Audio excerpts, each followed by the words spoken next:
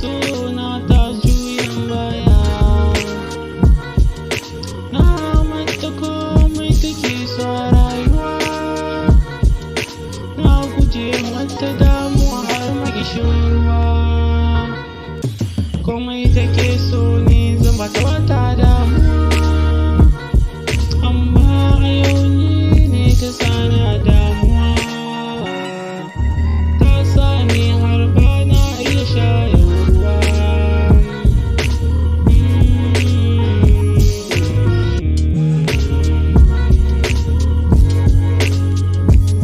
Muna soyayya tamkar Laila Majnun. Ana garin mu tare ta haɗa mu. Amma ashe ranta san tsararren mu.